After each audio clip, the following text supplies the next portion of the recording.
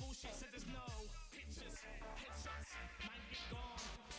So they got scared, they left off all that bullshit that I knew less of. Pictures, headshots, man get gone. Head pop. So they got scared, they left off all that bullshit that I knew less of. Look, let's keep it real. When it comes to the grind, you man can't keep up. Sally just caught by the re-up. Since you got a new batch fix, let's meet up. Left with a half, no prenup. Try and achieve me? Nah, that's a myth. Trust me, bro, I got dudes on things. They don't know how I do what I do like Grim. So please don't start it. I got the 9-5 shots, might end it. Would've got them down in Bahamas. Didn't want the galaxy girls offended. Can't lie, I was tempted. You know me, respect for my brethren. Hits that you pray for blessings. Next time head pop. So there's no pictures, headshots, might be gone. So they got scared, they left off all that bullshit that I knew less of. Pictures, headshots, man get gone, head pop. So they got scared, they left off all that bullshit, said there's no pictures, headshots, man get gone, head pop. So they got scared, they left off all that bullshit that I knew less of. Pictures, headshots, man get gone, head pop. So they got scared, they left off all that bullshit that I knew less of.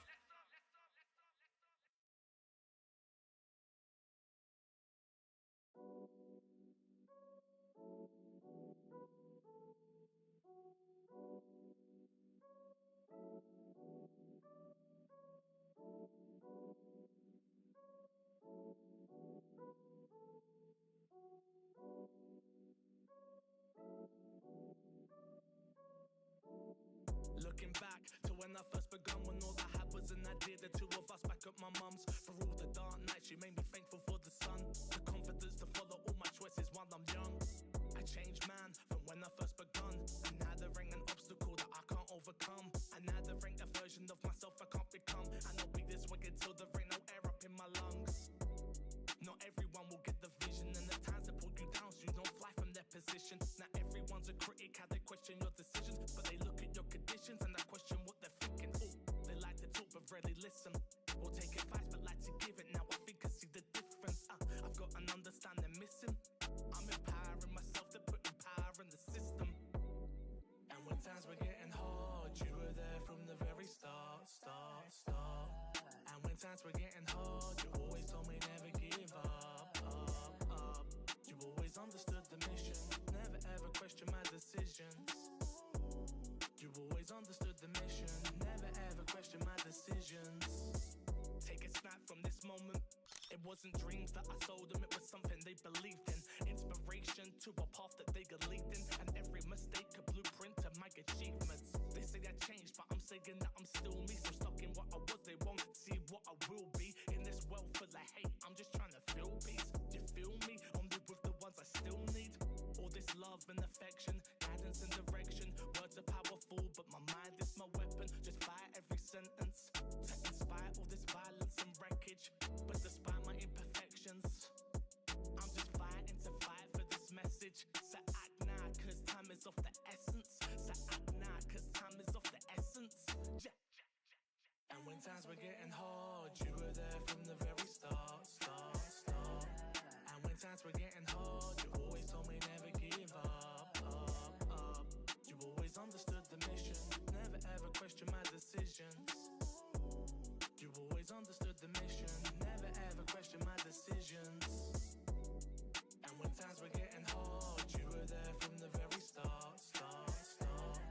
And when times were getting hard, you always told me never give up. You always understood the mission, never ever questioned my decisions. You always understood the mission, never ever questioned my decisions.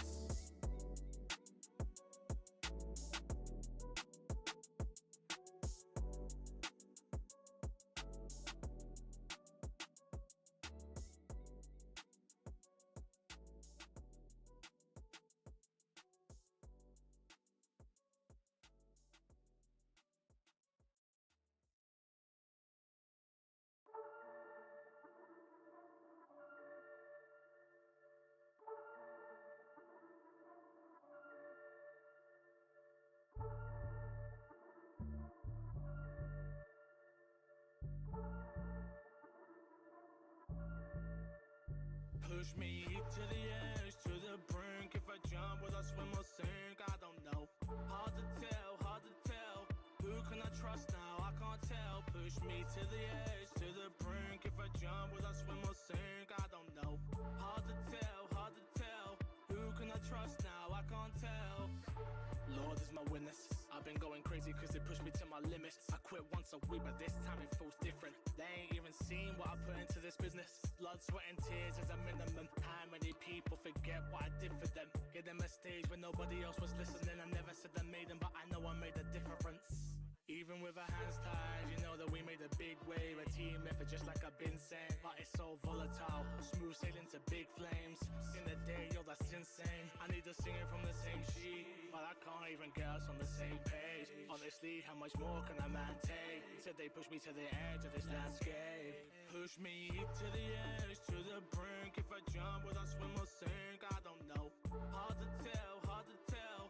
Who can I trust now? I can't tell. Push me to the edge, to the brink. If I jump, will I swim or sink? I don't know. Hard to tell, hard to tell. Who can I trust now? I can't tell.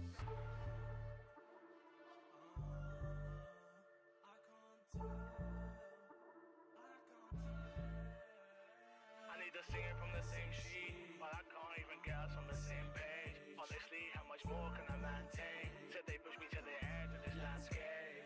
Push me to the edge, to the brink. If I jump, will I swim or sink? I don't know. Hard to tell, hard to tell. Who can I trust now? I can't tell. Push me to the edge, to the brink. If I jump, will I swim or sink? I don't know. Hard to tell, hard to tell.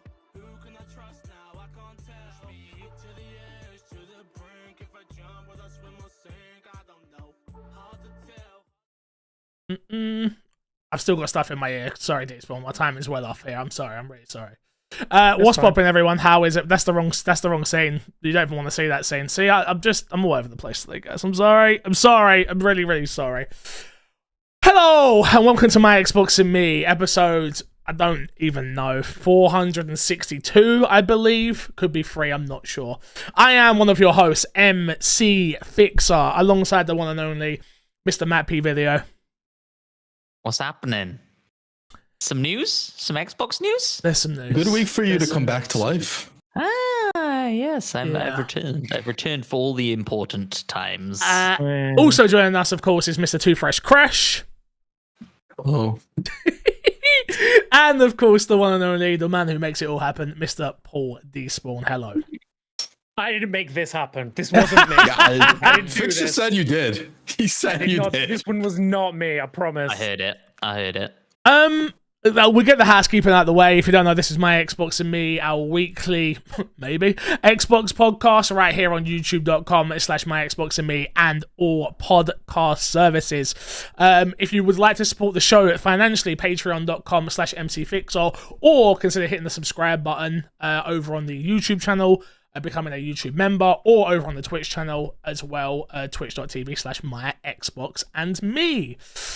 Boys, I don't even know where to start. I mean, yeah, I'm a little bit. I'm a little bit all over the place. I'm a bit upset. I'm a bit sad. Talk, please, Matt. Maybe we should start by assuming people listening to this podcast might not know what's happened. So for context, Xbox came out today, announced they were closing 4 studios, including ARKANE, the makers of Deathloop, more recently No. Redfall. Not all of ARKANE. No, it's ARKANE Austin. Sorry. So just the Redfall. Yeah, so not the Deathloop developer. Yeah. Apologies. Redfall developer. And Tango Gameworks, makers of Hi-Fi Rush, Ghostwire Tokyo. Yep. Evil Within. Yep. And 2 other smaller support studios. One was a mobile developer who brought Doom to mobile, and or like a spin-off of Doom to mobile, I guess. And another one that I can't remember the name of right now. All right, give me a second. I'll read out that we've got. There's a lot going on, and it honestly breaks my heart as a whole to have to even talk about half of this stuff today, and it's left me in quite a tizzy. Chris, did you put the link in that I posted in the Discord? I didn't. I can you throw it in for me real quick, please? Yeah. Yep. So, Yep. like Matt just said, Microsoft has closed ARKANE Austin, Alpha Dog Games, Tango Gameworks, which honestly, I'm sat here with you all today, and I don't even know what to say. I tweeted this earlier, boys. I'm heartbroken, and I really, really am. I think this has been the first ever. No, that's not true. There's been other layoffs, but it's been a big layoff that's been very close to my heart in a way, and it's probably the biggest moment in Xbox's history for me where I have well and truly lost confidence in the entire company. Again, none of us own stock in this company. Xbox don't owe me anything. Xbox, I'm a fan of Xbox, hence why I buy their their products, and do a weekly Xbox podcast for the last nearly decade, talking about it. But today is the day that I've lost faith in many things. Number one, I've lost faith in Xbox as a brand, as an ecosystem. And I was already on the edge. We all know that. I wasn't loving what was been happening as of lately in Xbox's world, but I was along for the ride, I was along for the ride. But today was the day that has definitely, I've taken a lot more footsteps towards the edge, and I'm ready to jump away and swim as fast as I can. I've lost faith in the industry as a whole. And we'll get into all of this in more details, I'm sure. I was heartbroken. I saw the news. I took myself back to bed. And again, I'm in a fortunate position where I was able to take myself back to bed. I understand that. But I did. I took myself back to bed, and I just laid there scrolling Twitter today, just looking at the outburst of what had happened in our industry. And it makes me feel sick. It makes me feel sick, and yeah, initial thoughts, Crash. Like, we won't get into the minutiae yet. I'll read out the big statement and we'll go from there. But like, just initial, as soon as you heard this news, what was your gut reaction? Confused. I didn't understand it. Like, I understood part of it, but every studio they closed didn't make sense.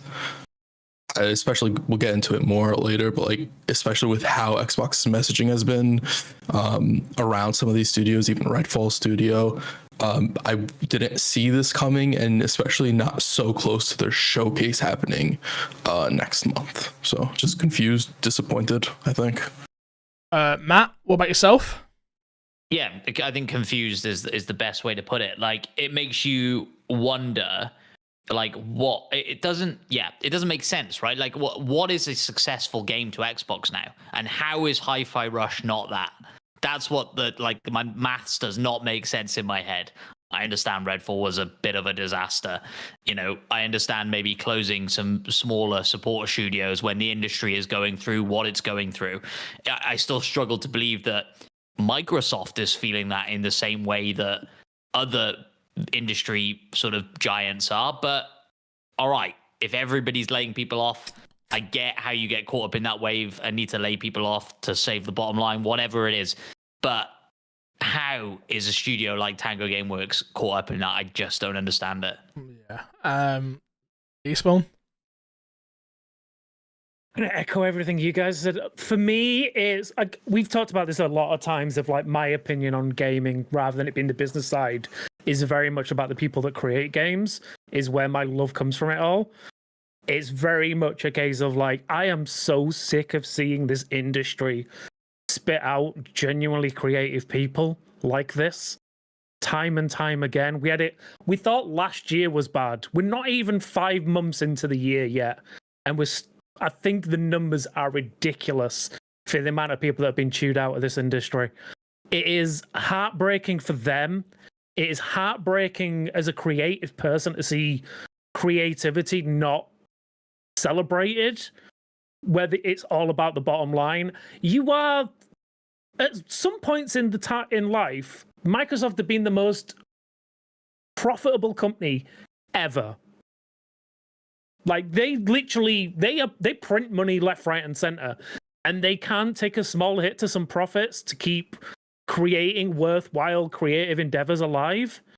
Like Matt says, this is Hi-Fi Rush, one of the most lauded games of last year when it launched, it's now just launched on multiple platforms.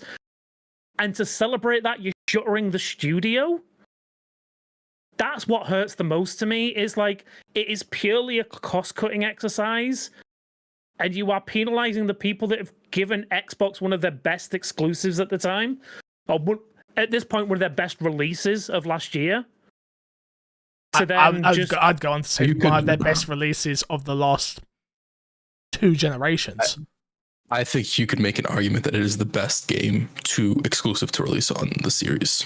Oh no, that's without a question. I think that could be. Yeah, regardless of like, is it this, is it that, or whatever, it is definitely the best game that was released by an Xbox studio last year. Facts. And you to repay them doing that and giving you some like just out and out good press, good gameplay, good everything, you reward them by just firing them all. I think as the thumbnail says, what the fuck? Yeah, and like when you look at that studio and go, okay, reportedly Hi-Fi Rush took 5 years to develop. That's alongside Ghostwire Tokyo. So, it's a small team that are making 2 relatively big games, and you have clearly an incredibly talented team in doing that, because they're both very different games, right? They're not Evil Within either. They're not like iterations. It's not like Fallout New Vegas coming out of Fallout 3, where it's like essentially all the same assets, right? Reuse and stuff. Like, you've got these teams building these super unique games. And all right, Ghostwire Tokyo maybe didn't land the way you wanted it to, but Hi-Fi Rush surely exceeded all expectation. And you've got a team who made a game who did something incredibly innovative, both visually, from a gameplay mechanic point of view, from like every level. If you'd really lent in, those characters could have become Xbox mascots, and probably should have. Those motherfuckers should have been in Fortnite. Like, it's so frustrating and heartbreaking. My thing is, like, Tango didn't even get the chance to make a brand new game that they hadn't been previously working on for Xbox yet. Let me pause you there, because I think we're going to drift into different topics if we don't just center us a little bit here. Let me just read this real quick. This is the email that went out to the studios from Matt Booty. And it reads like this. It's a long read, so stick with me. I'm going to get some words wrong, but I think it's important to read so we get full context of what's going on inside Xbox. Today, I'm sharing changes we are making to our Bethesda and ZeniMax teams. These changes are grounded in prioritizing high-impact titles and further investing in Bethesda portfolio of blockbuster games and beloved worlds, which have been nurtured over many decades. To double down on these franchises and invest to build new ones requires us to look across the business to identify the opportunities that are best positioned for success. This, what's the word there? Help me out. These titles and resources mean reprioritization. Thank you. I didn't want to sound it out. Means a few teams will be realigned to others, and that some of our colleagues will be leaving us. Here are the changes going into effect. ARKANE Studio. The studio will close, with some members of the team joining other studios to work on projects across Bethesda. ARKANE Austin has a history of making impactful and innovative games, and is a pedigree that everyone should be proud of. Redfall's previous update will be the last, as we will end all development on the game. The game and its servers will remain online for players to enjoy, and we will make good offers to players who purchased the Hero DLC.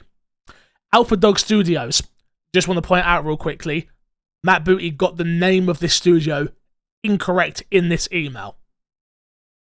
Just so we're fully aware, the studio is Alpha Dog Games, not Alpha Dog Studios.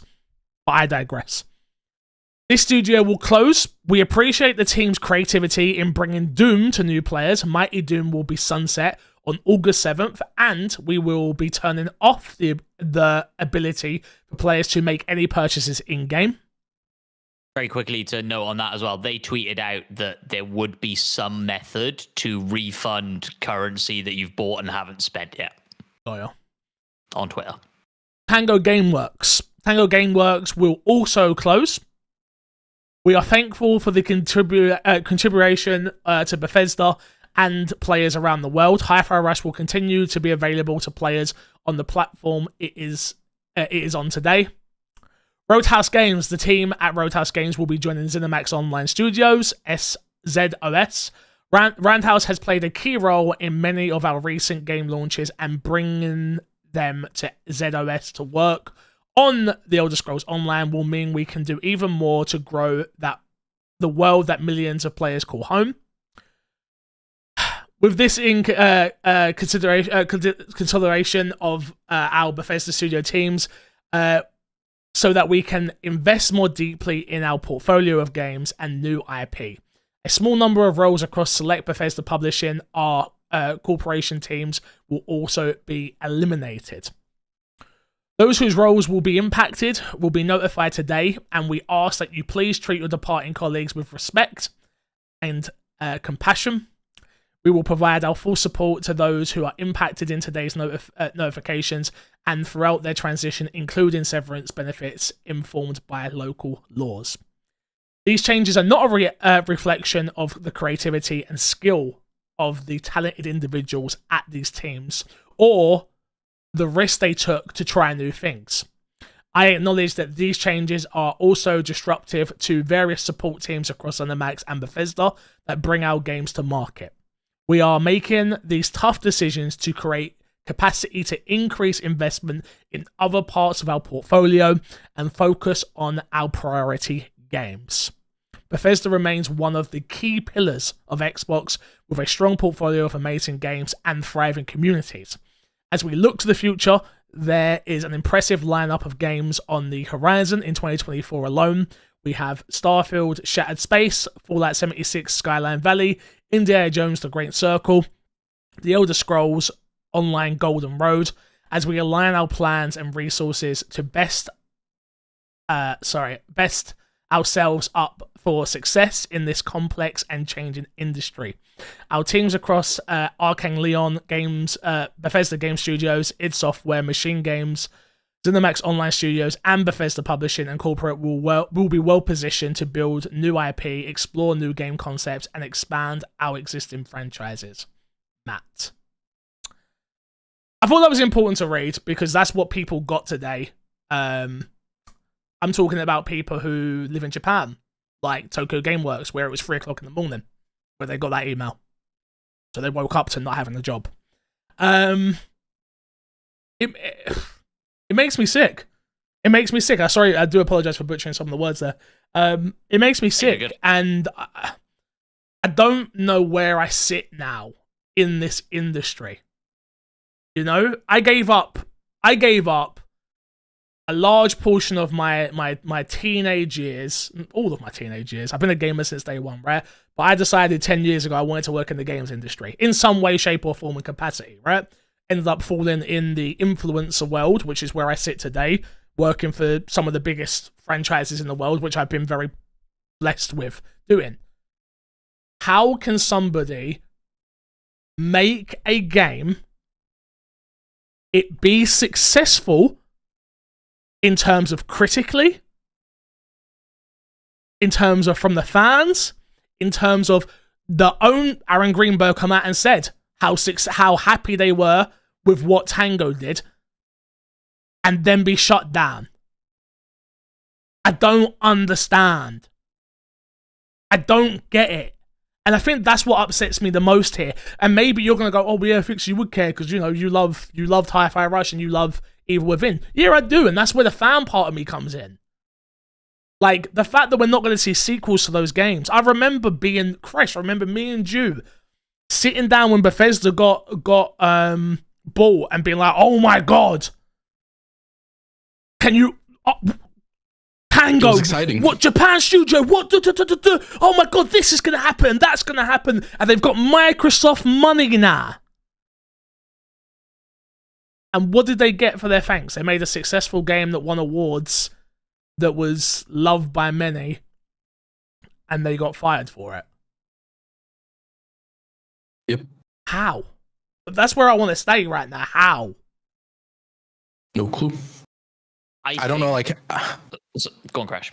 I don't know how, if you work at Xbox currently, if you're Team Ninja that's working on Hellblade, if you're any team and you're like, I make a successful game that everybody loves, but it doesn't move enough units, is my job safe? That's a fucked up situation to be in when you're working for Microsoft. Because at a point we had Gears Tactics. The conversation with Gears Tactics was, you put out a game, they can be creative. They don't have to be these blockbuster games that sell crazy. They just have to push Game Pass. That no longer is the case. With them getting rid of Tango, the team that made Hi-Fi Rush, that is no longer the case. You cannot make that argument for any studio Microsoft would pick up going forward. And if I'm a studio, like, why would I be like, yeah, I'll go to Microsoft? Why would you ever trust them going forward? As a fan, why would you ever trust them buying IPs and franchises or studios that you care about? Well, yeah, to piggyback off of that, we saw the CEO of Moon Studios tweeting out, basically saying, I'll paraphrase him, but you go look at the tweets. I don't think I'm taking it out of context, to say he basically said, like, this is why we didn't want to get acquired by big publishers like Microsoft, right? Like, he'd worked through the 90s when EA was buying up people and ditching these studios, and didn't want a part of that. And it's allowed them to make stuff like Ori and of course now No Rest for the Wicked. And hopefully remain successful. And hopefully they won't be having layoffs soon.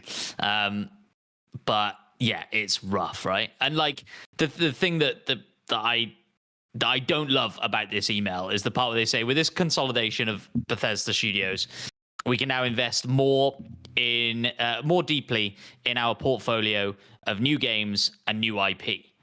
And then you scroll down to the bottom of that email and they go, 2024 is looking great. We've got Starfield, Shattered Space, Fallout 76, Indiana Jones, The Elder Scrolls Online. Can I just interject? Creativity? Where's your new IP? Can we just interject there real quickly? Like, I don't give a fuck how good the Fallout TV show is. Fallout 76 still sucks. I don't care. I don't care if it... No. Let me land, because I don't care if it's bringing in money right now. I don't care if... I'm sure... And we know that's what they care about. We work in the games industry, where things that... It's like any creative endeavor.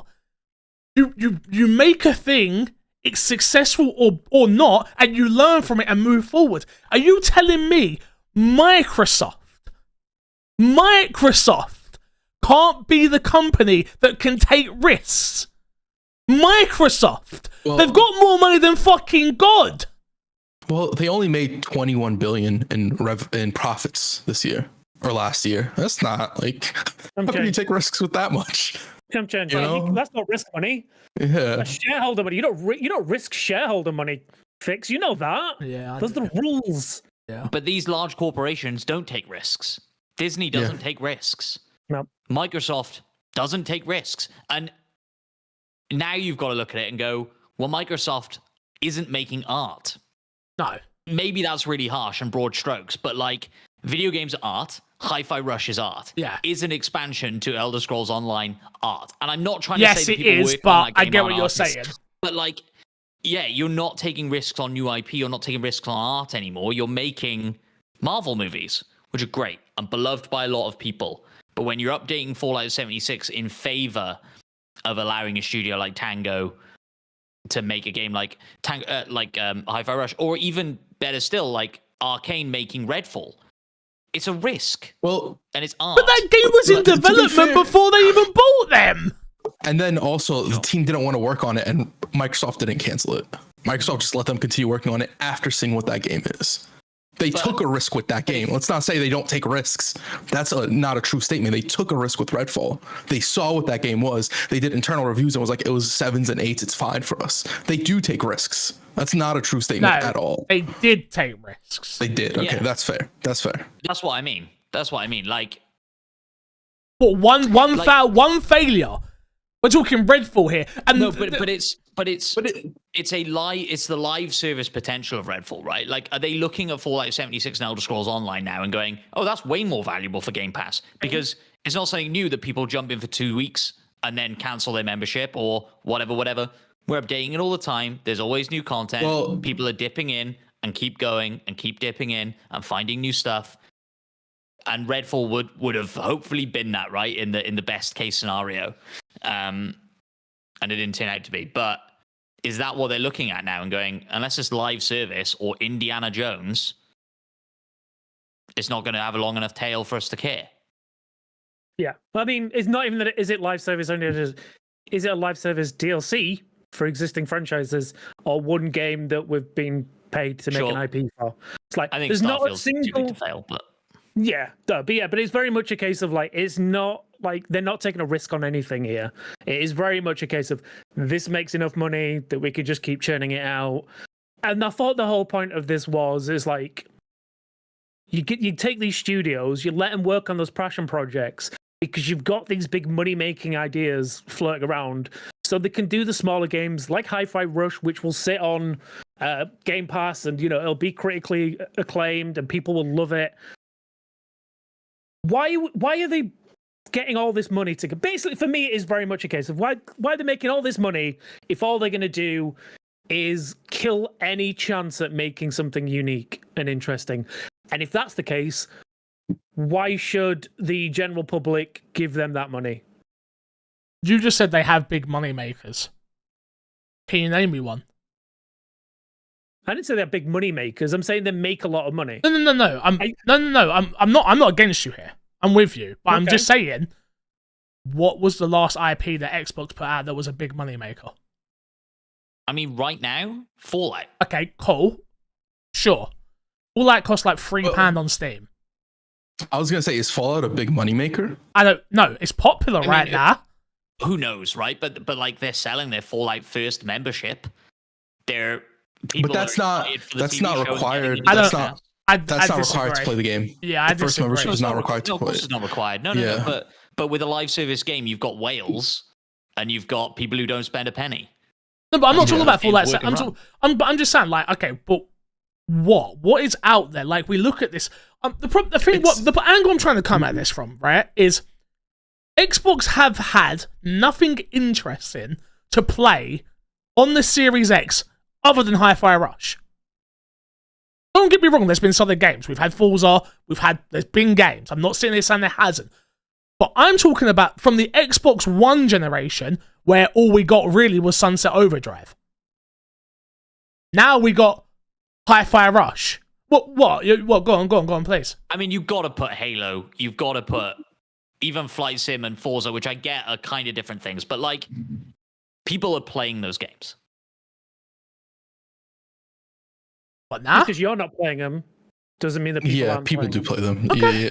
Mm-hmm. But I will say, is that Game Pass is their big money earner. To answer like Fix's question, it's Game Pass. It's not any individual game. It's not Halo. It's Game Pass. Okay. Sure. And they're looking at the retention of Game Pass and going, the things that keep people in Game Pass are live service games, not Hi-Fi Rush. Maybe you're clearly, I can't even say maybe. You are clearly correct. And look, we're going to get a great boost from Indiana Jones because it's Indiana fucking Jones. You won't get it from Hi-Fi Rush. I hope we don't. You might get a boost from Hi-Fi Rush. Great. It did well. It goes to PlayStation. People are talking about it for a while. It ain't Indiana Jones. You're going to get more of a bump from Indiana Jones. You're going to get more of a bump from Halo. Fable? Probably not. I don't care. What happens to Fable after it releases? I'll play it on PlayStation. It doesn't sell well. I agree. I think that's where I'm really concerned right now, right? Because a week ago, I was sat here going, the showcase is coming. And fuck, we're going to get State of Decay 3, and I've been looking forward to that game forever. And we're going to get Fable, and I've been looking forward to that game forever. And we're going to get this, and we're going to get that. But ultimately, I am now scared for Playground games. Yeah. Because Fable could come out and not be successful, and then half their team could be fucking fired. Because they were forced, well, I don't know if they were forced, but they've made a game that might... maybe it's my anxiety. I could never work in a place where I'm not backed by my bosses. It's worse than that. Fable could come out and get 9s and be still fucking brilliant. Yeah, you're right. And still go. You're right. Yeah. I think that's the thing problem. Right now. It's very much a case of like, yeah, you could be critically, commercially, just like everyone could love you. You could win awards across the board, and then you could lose your job. I mean, If odds on at this point, Fable being live service. Sorry, Crash, go on. Yeah, but even deeper than that, like Redfall last year, they said they weren't gonna close down the studio because of Redfall. Yeah. It was like June or something like that, I believe. They made that statement. Well, yeah, but their argument to that will be, we didn't close it down because of Redfall. We closed it down because of a multitude of different reasons, Crash. Yada, yada, yada, yada. You can throw flowers on the casket. You still put it in a casket. I'm with you, bro. I hate to sit here and say this, but I used to be the fucking guy on this podcast once a week saying, Phil, we trust. I don't trust none of you motherfuckers anymore. No. None of you. I don't give a fuck how much gamer score you've got. I don't give a fuck how much you want to pretend you're one of us. I don't care anymore. I'm done. Yeah. I promise you that Xbox Live won't be back there next week. And you might be going, oh, that's pathetic. No, bro, I'm done. I don't believe in your brand anymore. I will still play insert game here. I am not giving you money for Game Pass. That is a certain. I am not buying your next console. That is a certain. I am not buying it. If it's sent, cool. Will I do the review? Yes. Will I still make content? Yes. Because that is my job. But I am not buying another Xbox. I'm not convincing my fiance to buy another Xbox ever again. I'm not doing it anymore. Because ultimately, someone did a good job on something and you fired them. I can't back that behaviour. I can't back that behaviour. At least let them come out and have a stinker and go, oh, but you cost us 100 million, so then we got to lose you. I get it. 100 million is a lot of fucking money to lose. And why would you want to? But you didn't even Tango didn't even get the opportunity to have another successful game. Yeah. And doesn't it feel like Hi-Fi Rush is actually like a really broad appeal game, I think. It's cartoony, feels like a Nintendo game. Feels unique, feels awesome. So then isn't it a failure on marketing more so than anything else? When you're like, what more can you do as a game dev? Like, yeah. It's the same thing we've always spoke about though, right? They've tried everything Xbox, and they just don't have that sauce anymore. But and I hate to say it, but now I look at it in retrospect, and I hate to. Phil Spencer is I'm sure a very nice man, and I'm sure he really loves games. He clearly wasn't the right man for the job because it was too close to home for him. The minute that we lost things like, I say we, I'm talking about Xbox as a brand, not me. So let me just make that very clear. FIFA's licensing, where that brought in so much goddamn money, where we lost the brands. You know what I'm talking about, the Call of Duties and the whatever. And now we've chased that again. But instead of just chasing the marketing and things like that, we've bought the whole company. I would give anything. Fuck COD. I'd much rather these other studios still be with Xbox and making cool and interesting new IP that I can get in Game Pass. Why am I subscribing to Game Pass anymore? Why? If you're not even in a franchise that already existed. No, but that's the answer. Sure, I guess so. You know, like I say, I'm so going to be so more selective with it nowadays. Like, it generally is a case of, like, I'm going to come in and play Gears of War, and I'm ending that shit straight away. I'm going to come in and play, I was going to say, Indiana Jones, and you ain't getting me anymore. You're too in my head now for me to think about everything that you do. I will not forget this. You know? Yeah. I will not forget this. If I don't have a reason to be subscribed to Game Pass going forward, I'm canceling my subscription. If there's no games on it right now for me to play, I'm not gonna like. Well, you know, there's nothing. What's gonna come? There's nothing for a very long time. I'd rather at this point just outright buy. I've been playing the crab. What's the crab game called, Matt? Another Crab Treasure. I've been playing another. I already forgot the name. I've been playing that game, and I've been playing it on Game Pass. I think I'm going to cancel my subscription, just outright buy the game at this point. Yeah. It's not even a $70 game, is it? So yeah, I would say buy the game and then cancel it because I think you get it cheaper. Oh, I'm not buying it on Xbox. Okay, fair. That was gonna be my next thing. Xbox. That was gonna be my next thing now, where I'm like, all right, cool. I guess I'm don't look at me as an Xbox player anymore. I'm a PC player. Mm-hmm. I want to stay as far away from that ecosystem as possible. That is me saying this on an Xbox podcast because I don't want to reward bad behavior like this. Yeah, it's wild because while I agree, it's not Xbox that suffer from that. It's the developers that suffer from that. We've seen it time and time again whenever like something comes out about a publisher or something, or the developers generally say like, don't boycott the game because it doesn't help the system. It basically affects the developers who made the game. I get your point, but if we do that, then nothing ever changes. Facts. So fuck that. I'm doing something that I can do. Okay. Yep. And that's fine. And you are well within your rights to do that. But yeah, no, that's totally fair. And like you put you even if you said, okay, I'm gonna buy another Crouch Treasure on the Xbox store, you're still putting your money in the more worthwhile bucket, right? Like, No, fuck them. Don't put it in their This bucket. is what I want, not Game Pass. Don't put I still think it's you're not. better off. It's not an Xbox studio that's making that game.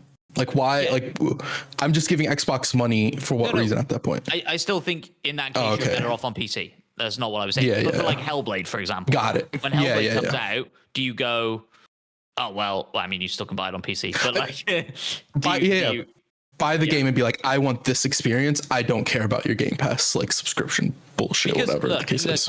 It's when really you have the kind of scale that Xbox has. They're looking at the spreadsheet and they're going, people are playing Fallout 76 and Elder Scrolls Online and Skyrim and fucking Fallout New Vegas at this point, this specific time in, like they're not playing insert latest Xbox release on Game Pass right here, right? And so, Pal World, for example, right? And so they're going, how much did we put into the development of Hi-Fi Rush versus how much did we spend on Pal World? And what are the people playing and what are the people subscribing to Xbox Game Pass for? Take 10 more punts on games like Pal World for the price that it costs you to develop Hi-Fi Rush. And there'll be a game like Hi-Fi Rush in there probably. Yeah, I from hear a little you. indie studio. I hear you. It frustrates me and upsets me. It really does. 100%. To hear that Xbox are going to be the company now. The Xbox is so. I like. It always has been. I've just been blind to it, but it's so fucking corporate right now. It's like ridiculous. Like it's everything that fanboys say Xbox was. I hate to say it, they were right in so many ways. There are so many arguments that I saw online for a while. Again, you got to remember, I've been doing this a long time. And you'd be like, no, that's not true. Like, what do you mean? And now you look back, you go, well, fuck. They called that, and they called that, and they called that. And let's not get this fucking twisted, yeah? Sony can just be as bad. We haven't spoke about Helldivers. Like, we ain't got to that. Like, but we're not talking about that right now. That's what this episode should have been. That's what this episode should have been. That's what it should have been. Fuck Laughing at everybody. fucking Helldivers. Xbox heard the Helldivers news and went, hold my beer. Honestly, yeah. You know how bad it was looking for Sony for a minute there? Yeah, like And Xbox literally Sony- 100% hold my beer. Xbox could have just sat back, waited a month, released a ton of like new game information and been the golden child of the industry. But now they went, you know what? I really like the taste of my own foot, so I'm going to put it in my mouth. I think, and we talked about it a little bit, I can't remember if it was off air or on it, but the timing of it, I think they had to get out ahead of their June showcase with this. You couldn't do a June showcase and probably not bring up I mean, maybe you could have. Tango only came out last year with their latest game. But people would have been like asking what are the studios doing and stuff like this, right? Like what's happening with Redfall? Like if you didn't update Redfall or whatever, like the writing would have been on the wall maybe. More so in the case of Arcane. But yeah. I think you have to get ahead of it. I think it's horrible whether it comes out before or afterwards. Yeah, of course. Yeah. The problem is, I think it's. Is there like a silver lining to any of this? Like, is there a brighter future to it, the way the industry's going? Like, or is this just the part and parcel of being in the industry now? Do you you're an indie developer, you release great games, you get bought out, and then you get canned, and then you rinse and repeat? Or look, let's just put. You've said that in. I'm not sure if you mean it in a negative light though. Let's just remember you're an indie developer. You make a great game, you get bought out, you make millions of dollars. Yeah. Let's not forget that part. Like, I get it. It sucks for, like, if I created this and Xbox wanted to buy it, right? And then I make millions of dollars. Someone made millions of dollars. You've got to be happy for that person who's built something special and then got bought out as well. But then the people are out of a job. Yeah, that's the problem. 100%. And that's where the problem lies, right? But there's still two sides to that, right? Because you speak to the person who made loads of money, they're very happy. You know, like, look at Pete. Like, I saw Pete Hines tweet out, like his apologies of this, and there's a bunch of other people, but there's a bunch of people who made a lot of money when Bethesda got sold. I don't care that much. I don't care that much, and I think that's part of the thing that hurts the most, right? Is like it is the how can you be in third place and do shit like this? Like, I expect this shit from Nintendo, who never does this, by the way. Nintendo never does this. We never hear game doesn't do well. Nintendo then fires. Nintendo's done the opposite. I know. Hits. Yeah. There's the highly publicized like story of like when the Wii U did terribly. Yeah. Rather than firing anyone, Iwata took a massive pay cut. Yeah. Yeah. Just to keep them all in jobs. The fuck, Phil? No, You're a millionaire. I'm not even going to sit here and say the fuck Phil. No, I'm not even going to say the fuck Phil. But I'm using it as a buzzword. Fuck Microsoft. No, I get you. They have enough profits that nobody needs to take a hit, and they would be fine. They don't want to take a hit to profits. Is the bottom line? It's growth, isn't it? It's exponential growth. When you're a publicly traded company, you need that exponential growth, and some way of doing that is by reducing your overheads. It's weird. I just watched the Emily Blunt, Chris. You know what film I'm on about? Fall Guy. No, not that one. That's Ryan Gosling, mate. Yeah. That's the new Emily Blunt film. So it must not have been new. It must be new on Netflix. About the pill market, the fentanyl market. Anyway, there's a little tree moment in that where they're like, we're making millions and millions and millions, but we're not seeing growth.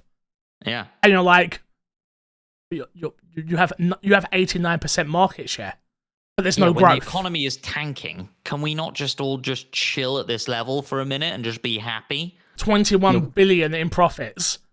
You can make more by getting rid of people. Yes, apparently so.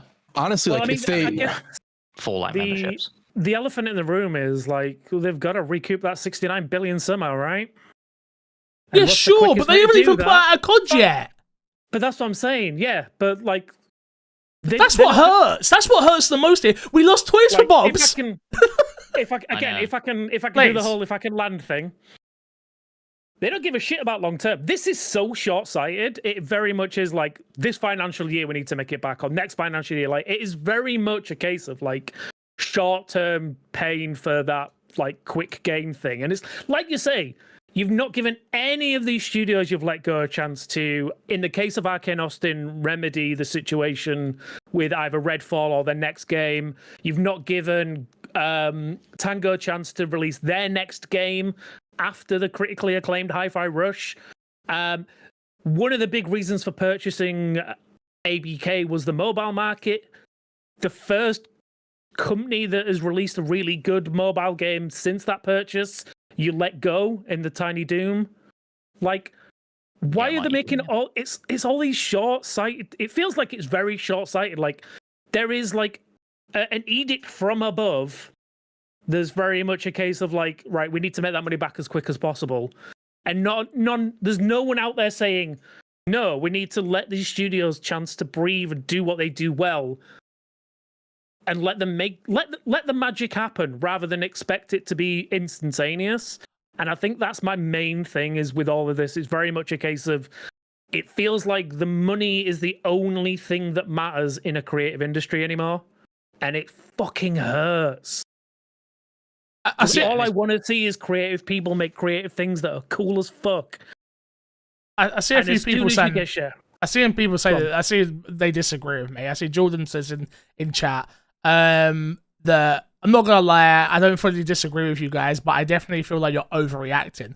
All these things have happened for years across all companies. Yes, you're right. I don't disagree with you. These things happen, right? But what I don't agree with you on is the fact that you buy two of the biggest publishers in video game history, being Bethesda and Activision, and then instead of working with them to make the money back off of those acquisitions, instead you just gobble up a bunch of IP and then throw people to the side.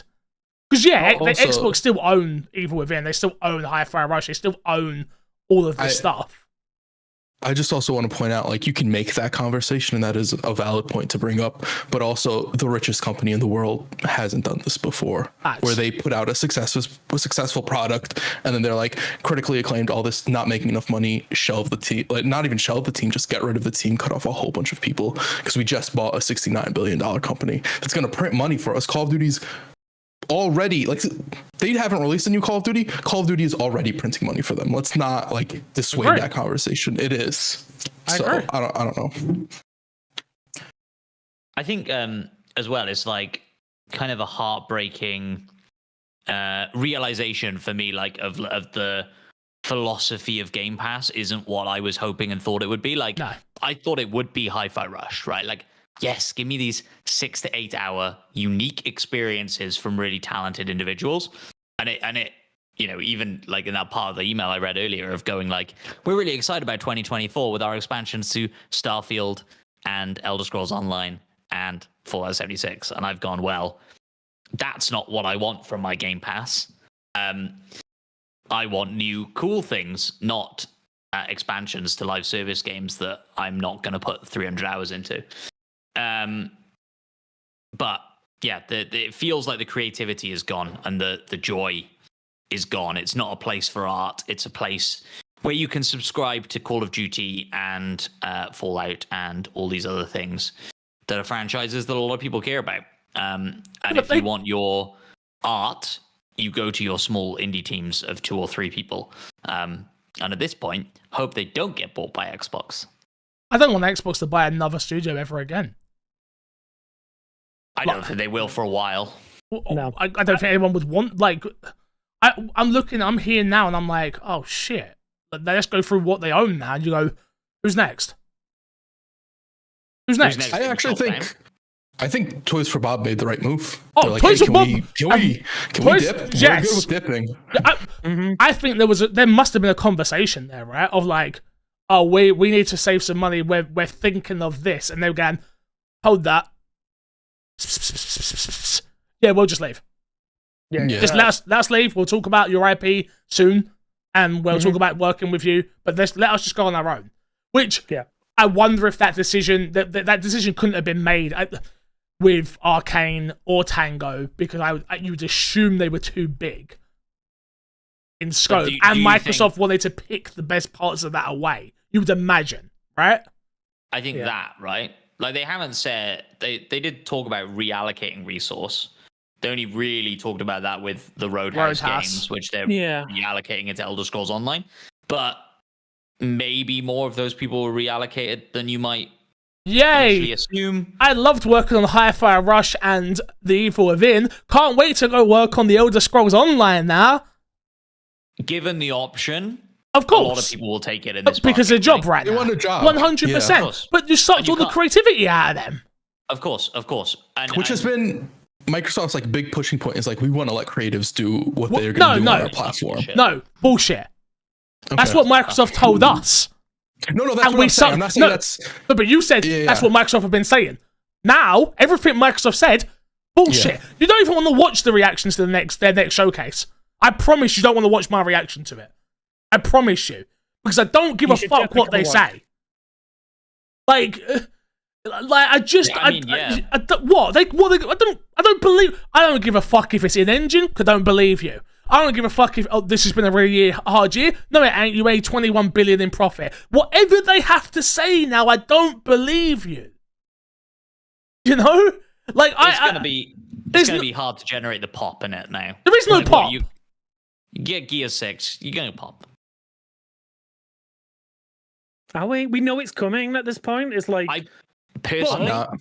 Personally, I would have popped harder for Hi-Fi Rush DLC that's in a rap world or whatever. Like, I would have been way more excited for that than Gear 6, but... Matt, me sitting here, I can't wait to watch Sony Showcase. I can't wait to watch Nintendo Showcase. I can't wait to watch Ubisoft Showcase. I don't think Sony have a lot either. Sure. I think Sony probably have a trailer for The Last of Us 2, Series 2, maybe. Cool. Maybe not quite. Another remaster. Fine. Last of Us remaster. Yeah. But my point stands. I just can't trust a word you say. You've lied to me for so many years now. And then when I saw a light at the end of the tunnel, you've done this. Yeah, it maybe, again, I know people, Fix is overreacting, Fix is making content, which part of that's definitely true, right? But I don't think you quite understand. I've lost all hope in this platform. But for me, it's more the industry at large, right? It's like how we came off the back of South Park, Stick of Truth, and Fractured Butthole, both incredibly successful and well-received games, and then got Snow Day because it was like, can we keep cashing in on this IP? Oh no, we can't. Okay, put it to bed. Go over there, pretend like it doesn't exist. That's two different publishers, though. But it's the same IP. Yeah, but you've had South Park games before. Yeah, okay. I think it's little you have those type of games with franchises like that. Like you've had fucking other Simpsons games since Road Rage or whatever the one. But it's the same canonical universe. Yeah. Like they tried to. No, they did try. You're right. They did try South Park does that with everything. No, South Park always tries to have the same canonical universe. True. Is that true? Yes. Yeah, I'm pretty sure that South Park always tries to keep stuff canon. Yeah. Somebody can correct me if I'm wrong. It's a bad example. Fine. My point is, creativity's dead. It's over. No, I disagree with you. I don't think creativity is dead. I think companies wanting to pay for creativity is dead. Mm-hmm. Yeah. I think mass market creativity is dead. Like I will still fight tooth and nail to say that indie development is where it's at in creativity speak. Like there are moments like you get the hi-fi rush, but again, I would argue that you could get we've said it as well already. You could get a hi-fi rush from the indie studios, from the AA's, from the smaller 6 to 10 person teams. Well, I don't disagree, but in the specific case of Hi-Fi Rush, I think I do because it's full of licensed music. And that will drastically increase the budget. And so, I don't know if you can get an indie studio that pulls that kind of thing off. I mean, this is where I get boos from across the board. I didn't play that game with the licensed music, and it was still great. Oh, you played it in streamer mode or whatever? Mm-hmm. I played it in streamer mode. Yeah, great. Yeah.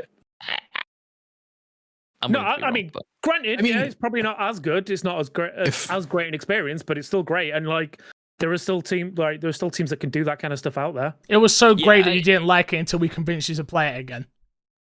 Yeah, and then I played it again, and it was great because I got past.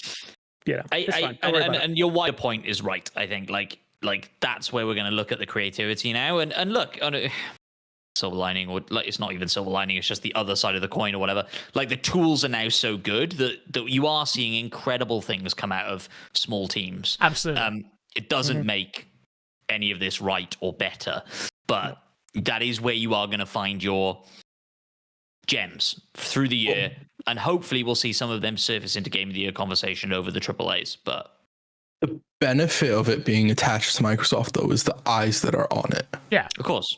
Yeah, I think that's ultimately is you won't get as many eyes on some of these indie games that will release unless they partner, which I'm sure we'll still be getting partnerships with Xbox and PlayStation or whatever for good indie games. It's just not it was dope to see it coming in-house from Xbox and Xbox seeming to invest in that type of stuff.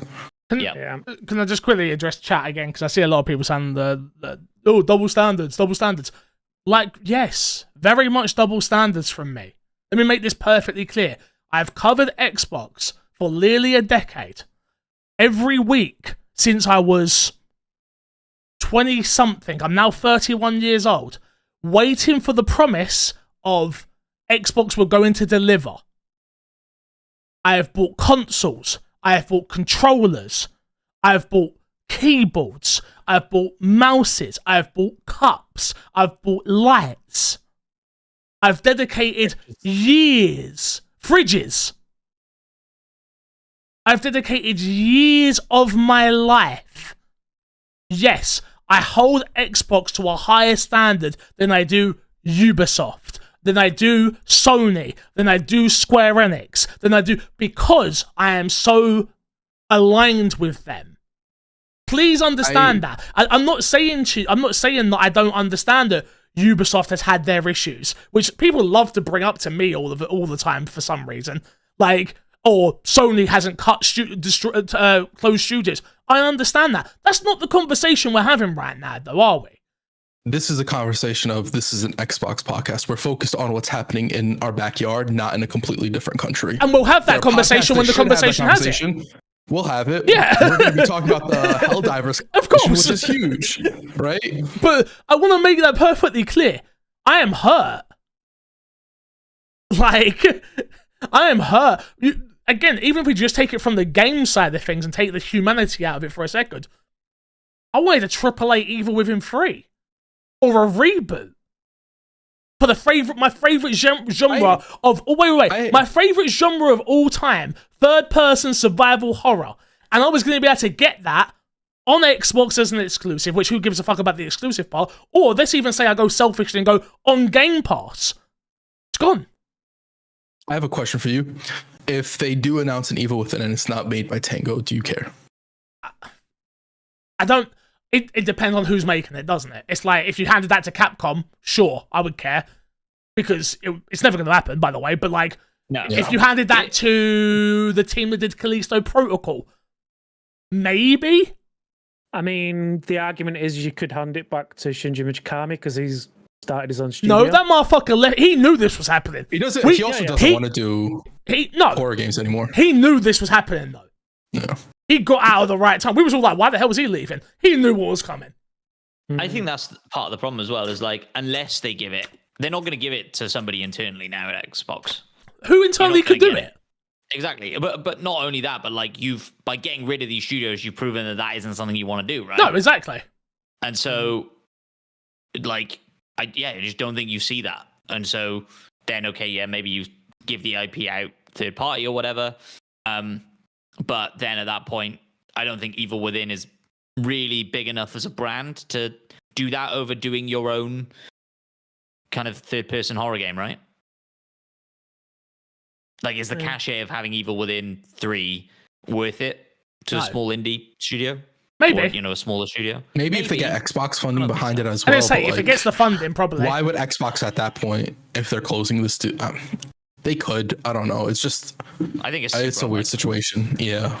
But like yeah, and we've gone off it, but it does make you very fearful for Hellblade's team and for Playground and for Fable's team, and like, man, what can you do if you're making a single player game right now? I think you're fucking scared, even if you think you've got a 9 out of 10 on your hands. Well, it doesn't matter. It doesn't matter if you have a 9 out of 10, right? That's what I'm saying. Like, yeah, unless it should, but it doesn't. Well, you would think it would for Xbox, who have had nothing. Like, when did making good games was not the parameter of a successful games publisher? When you're selling subscriptions to your catalog. Yeah. To be fair, we had a conversation about Hellblade a while ago, and I said, all Hellblade needs to do is be a critically successful game, and it's great for Microsoft. That's not true. I take that back. I was 110% wrong about that. They could be the best. They could get a 10 out of 10, and who knows at this point, right? Yeah, it literally could be up to anyone's guess as like what the next move is for Xbox right now. Of like, do they double down on this, only working on big franchises? That's what they've said, right? You know what you could see? Hi-Fi Rush sold to like a Netflix, and they're like, Fallout was fucking great, wasn't it? That was really good for us. Hi-Fi Rush feels like it could be a Netflix show. I would hope that the studio that made the game would be working with never mind. Never mind. None of them are around anymore. Can't do that. Yeah. But like, when you're talking about like, what does Hellblade need to do to be successful? Maybe it is span out a franchise that isn't just video games. Whether or not Hellblade can do that, I don't know. Yeah. But like, it's a Hellblade movie or a Hellblade Netflix show or Prime or whatever. Is like, that it's where having we're a at? franchise that's powerful enough for that. I guess is that the only way to make video games good enough is by them not being video games anymore. Is that where the industry's at? Yes, they're either subscriptions or they're TV shows. That in itself is depressing as hell. I'm with you, G-Spawn. That makes me want to puke, if I'm honest. Like, that is not why I love video games. I don't love video games because they might become a TV show one day. I love the TV shows because they're good and they remind me of all the good things about the video games. I'm just saying, Microsoft told us they were doing this when they made Quantum Break. This has been like predated. Hey, don't disrespect. Get Don Matrick back in. I'm not fucking disrespecting dare. Quantum Break. I'm just telling you where Microsoft's mind was at. Let me fucking dare, alright? That wasn't Microsoft, that was Remedy. That was Remedy. Remedy was like, we are doing this, and then they made Alan Wake 2. And that game still hasn't even made back its development costs, so... Yeah. Which is wild, because that game's amazing. You played it yet, Crash? Of course. Bro, that's I did old not. game. Old game's old. I did it. Okay, so true. I'm not playing it at this point. I'm Okay, 100% honest with Nor you. should you. If you didn't play the first game, you ain't gonna care. That's not true. Different conversation. Did we get any questions? Did we get any questions on this? We've got the chat open today, There's so I'm totally open to go through them. Let's go. Yeah, I've got a couple. Let me read these real quick. Amy Gill says, "What's your take on the big cuts of Bethesda, Microsoft closing Arcane, Austin, and Tango?" Kind of already spoke about that in big layers. Well, we haven't really spoken about Arcane Austin. We've focused a lot on Tango. Mm-hmm. Arcane Austin's a weird thing to close when you see the game they're making, you let them finish that game, and then you're like, okay, we're going to close you before you even deliver on everything that's promised. And then the people who bought the stuff that you promised them they're not going to get, now you're giving them credit for whatever, because that's what they've said. They're not giving you your money back, they're giving you credit to the store, which is stupid and bullshit. Is that true? I thought they were giving you money back. No, they're giving you credit. They said they will basically honor More info in some way, but maybe they turn it to like they'll give you full refunds, but as of right now, they've said credit is what they're giving you. That's why. So Arcane Austin for me is it was a weird one, not because they were still working on. I think was it today they were still working on the game. Someone said update 5 hours ago. Yeah, that might have been them just like closing it up or whatever the case is. Who knows what that is? But for me the wildest thing is because I don't think I was around to talk about it at the time, but I think it was highly publicized that not a lot of Arcane Austin wanted to work on a live service game. They wanted to work on a single player game. They were forced into working on a live service game, not by Xbox, because again, they were working on this before Xbox bought them, but like someone within Arcane wanted them to do it. Didn't work out as well as they wanted to. They weren't given the chance to go back and work in the wheelhouse that they're known for. Like, Prey series was a great series that Arcane Austin worked on. They could have easily gone back into that wheelhouse and done an amazing game. But again, I said it a couple of times now, it's that short thinking mindset of Xbox. It feels it's like, well, this wasn't a hit right now. We need to get rid of it and recoup our costs or stop paying wages. We need to make the money back now. That's what we're doing. Let's get that money back quickly. It's like it feels like there should have and could have been so many more options, right? Mm-hmm. Pivot them into helping on Blade. Give them Dishonored, like let them run a Dishonored game, or like just give them a shot. Like you say, like you fell at the Redfall hurdle, which we know had a load of bullshit around it. We know you didn't really want to make it. We know all the problems and issues that we stumbled over, including Xbox's own messaging around how to publicize the shortfalls of that game not having 60 FPS and all this stuff, and showing 60 FPS footage because it was running on PC. It's like going on a podcast and lying, and then having to come back and retract the statement. A lot of people made a lot of mistakes with Redfall, right? But you've got fucking talent, like real talent in that studio. Same with Tango, but like, yeah, give him a shot. Even if you said you've got 12 months to make something that goes into Game Pass and makes an impact. No, that's not how gaming works, right? It's like, you've got 12 months to give a proof of concept. That's how things work. It's not like 12 months to make a game. That's near on impossible with the budget. Well, fuck it. We've hired this crew. They're gonna follow you and shove cameras in your face while you talk about how upsetting it was to release Redfall, and now you're on the road to your next game. And then we're gonna release a documentary, and everybody's gonna talk about the documentary. Yeah, but Xbox don't do that shit, do they? That's the point. I agree with you on that. Xbox don't do that. Like, they don't. Yeah, I don't know. I don't want to keep going on and complaining because I'm sure people are bored of it at this point. But yeah, no, the Arcane conversation is an interesting one. I think it's it's more one I can swallow and understand as a business. If I can put my business hat on, right? Like, where it's a case of you developed something that wasn't good. Obviously, I do understand that. I don't understand that you may have expressed the fact that it wasn't good. Let's be honest, Crash. We played that game. I think it was me, you, and Matt. I never touched it. Me, you, and Despawn. Must have been. I played it. I don't know if I played it with you guys, but I definitely played a lot. It was definitely of it. 3 of us. Me and you definitely played it. And as soon as it was Matt, I was gonna say it was definitely Matt. Matt, I promise you, I've never played that game. Who was it? Maybe It had to have been Despawn. It was somebody. Yeah, maybe I don't remember. did It was a third person. It definitely was. And I remember us instantly playing the game and going, "Why does it feel like we have ice on our feet?" Yep. And if you can't even get that part right, my business hat kind of in my head goes, all right, well, I can understand. I don't agree with it, by the way, but I can understand there being a conversation of like, all right, we'll just get rid of these. Cut the cost. We've got to cut costs somewhere, blah, blah, blah.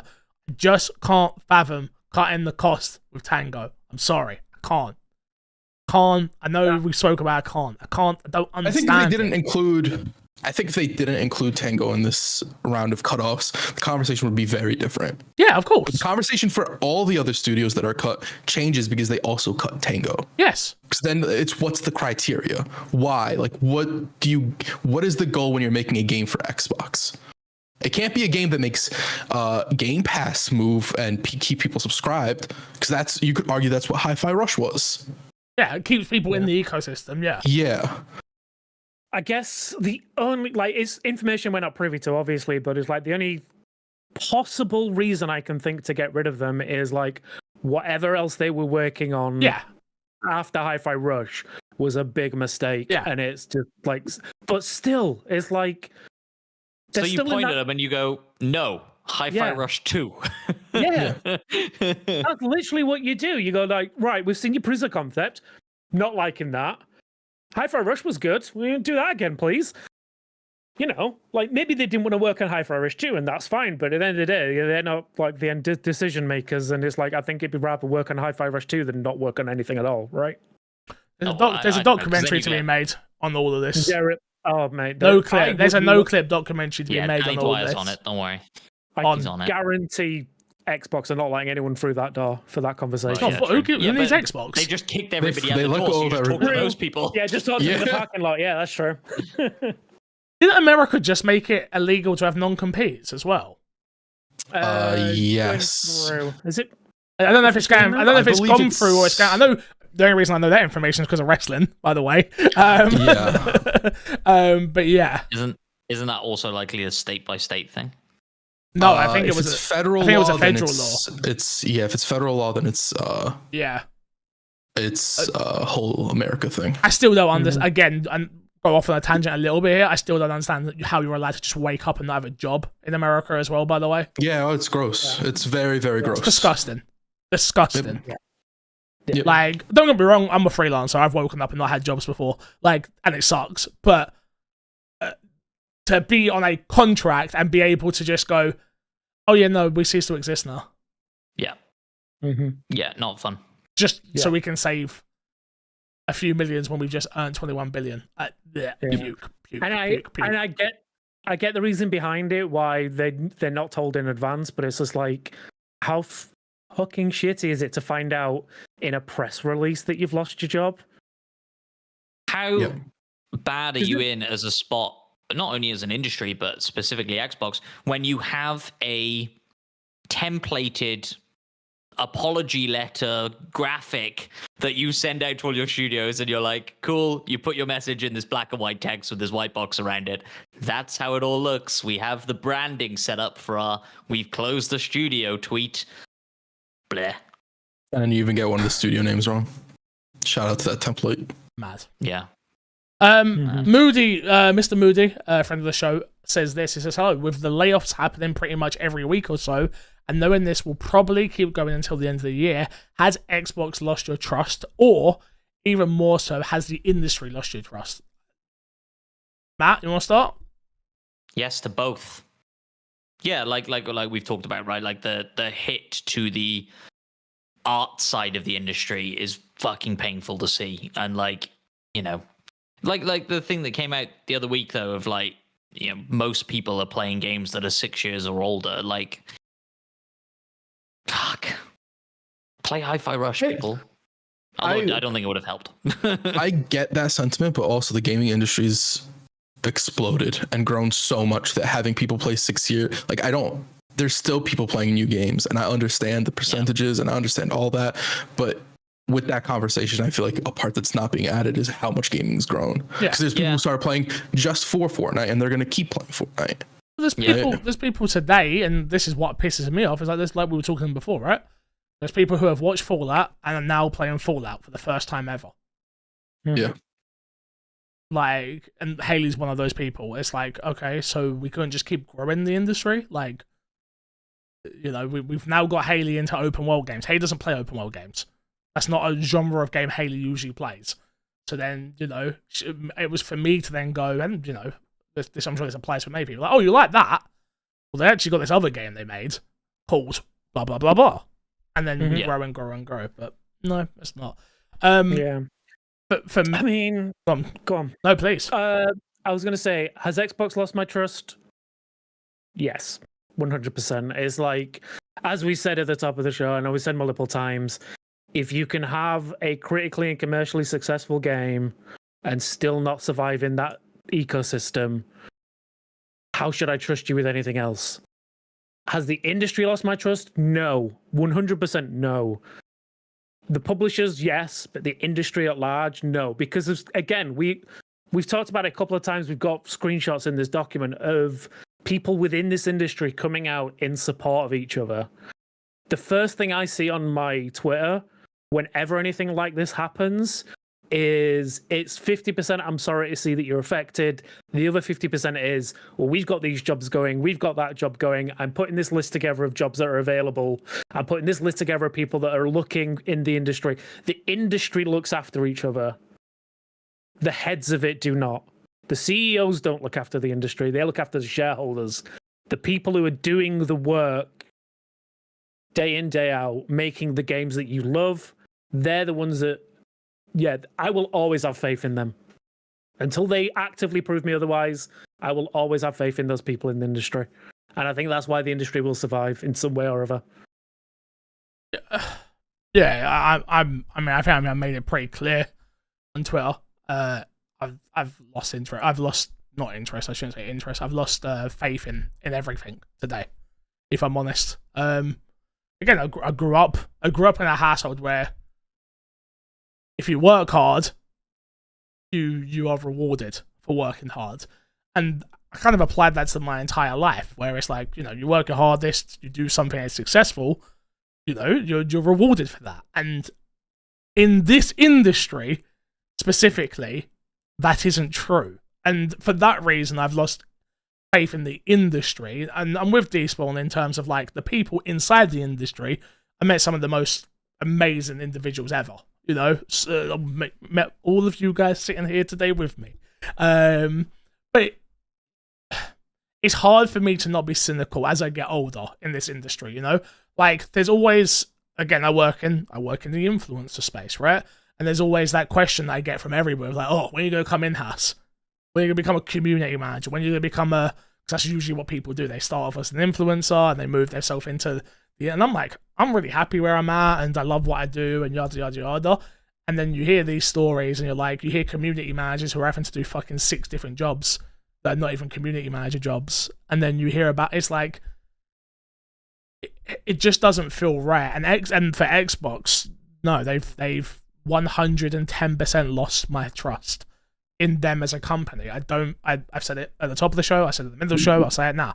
They have 100% lost my trust. I do not trust a word that comes out of Sarah Bond's mouth, Phil Spencer's mouth, Matt Booty's mouth. I've said for years, put up or shut up, and I've still given them the benefit of the doubt. They no longer have the benefit of the doubt with me. And again, it's not a personal thing with them.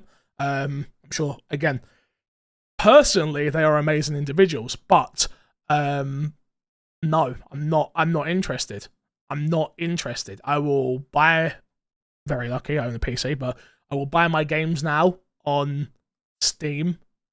When I don't get codes for things, I will not support Game Pass to the best of my ability. I will not be until things change.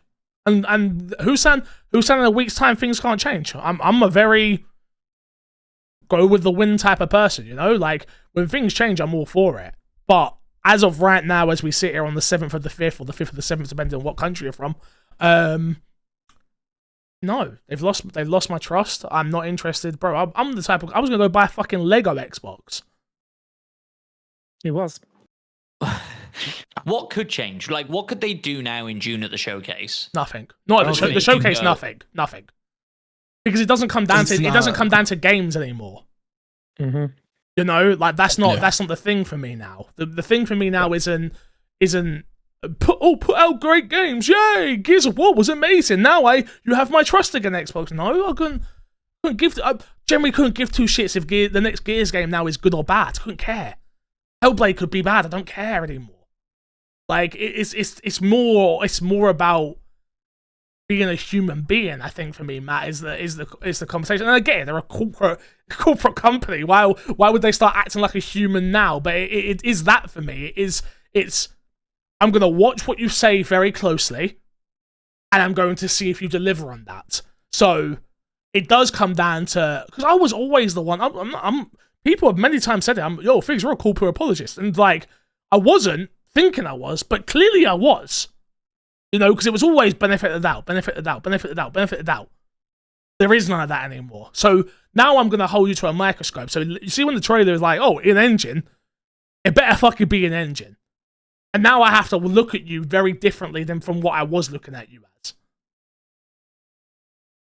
Do you know what I mean? Yeah. But to answer your question is no, there's nothing. Like, I'm not sitting here saying to you I won't pop for Fable or Gears or State of Decay and be super excited in June, and people will be like, you're a hypocrite. It's like, no. I'm excited for those games, yes. It doesn't take away from the fact that I don't believe a word that these individuals who are trying to sell me things are saying. I like Coalition. I don't like Xbox. You know, not necessarily, but like that's the sort of sentiment is like, I'll get excited for like the smaller, like the lower you get in the totem pole, the more excited I'll get. The farther away they are from big corporation, the higher up you get to your Phil Spencer and stuff like that. It's like, I'm gonna, like, you need to be delivering on the stuff you say, and you can't just be corporate speaking, which happens a lot. It has happened a lot. Phil Spencer does it a lot, but in general, for a large portion of his career, we got backwards compatibility, we got Game Pass, we got stuff that seemed to be good, and now it's sort of like, where's all that other stuff, right? Because you said, hey, the goal is good games, good game comes out, and then you shut down the studio. It's just like, I don't have trust for Xbox at this point. You know what You know what I need, Matt? I need to know who made this decision. Yep. I need to know, and that's never going to happen, by the way. That's never going to happen. Yeah. But that's what I need to know. Like, I need to know, did this come from the tippity top? Where, you know, and this is why I say documentary, please, from somebody, just to hear even just people's points of view. But yeah, no, I'm completely lost at this point. Yeah, I think, like you said, I think this for me feels like I'm gonna butcher his name, and I apologize. That's another. That's the one. It feels like a decision from his level rather than a Phil level. But I feel like there may be a bit bigger discussion that has then led to Phil making these decisions. Sorry. Yeah. Eldozo says, genuine question. What has Phil, Sarah, or Xbox said that they've lied about? I am interested to know what you believe they have been dishonest about. Feel free, Matt. They're not. Go on, Crash. I was going to say they're not going to shut down a studio for Redfall. They did that. They said their focus is on making good games and being for the creators of said games. They shut down Tango after they made Hi-Fi Rush. And they've done this constantly, where they put out like industry statements that are like sort of a self-defense, but an excuse what they do. And you could sort of be like, hey, that's just sort of gaming as a landscape, but that changes. Like at a certain point, it's like, there isn't an ounce of truth in what you're saying. I'm trying to find the thing so I can quote it directly. Vamp for me. There's honestly, there is a lot. There's a lot that's been said from Phil Spencer. Again, you got to remember, I'm talking about the whole history of Xbox and when I've been covering it, right? So I'm talking, if we talk about just from Phil Spencer's point of view, I'm almost certain he'll come out saying that he wants to deliver great games for the Xbox ecosystem or platform. We're still waiting to see that. Mm-hmm. Found it. Please. Oh. This is from The Gamer. Was published on March 12th, 2021. Phil Spencer says that Tango Gameworks acquisition is a, quote, great step for Xbox's future in Japan. Xbox head Phil Spencer can't wait to get to know the Tango Gameworks team after the Bethesda acquisition. That kind of like support, and then going like, this is huge for us in Japan. This is great. Mm-hmm. And then Hi-Fi Rush comes out and is amazing. To add on to that, by the way, saying how he wants to grow the Japanese audience, and he's going to need Japanese studios to do that, and then firing the only Japanese studio they owned. Yeah. And sending out the email at like, what was it? It would have been. Yeah. And I mean, maybe Phil got to know him and he just, they Didn't thought like he him. was a bit of a dick. Yeah. So again, Aaron Greenberg, friend. I love Aaron Greenberg. I think he's a great guy. Spoke to him plenty of times before. Not a personal attack on him. This was a tweet he put out after Hi-Fi Rush was suspected of not doing well. Hi-Fi Rush was a breakout hit for us and our players in all key measurements and expectations. We couldn't be happier with what the team at Tango Gameworks delivered with the surprise release. Yep. Do I need to keep going on? There's more. There's I'm sure if you gave me enough preparation time, I could keep on going. I just, I don't know. I don't know. Mr. Moody in chat saying, question. So, what is the high impact game? It has to sell a lot of units.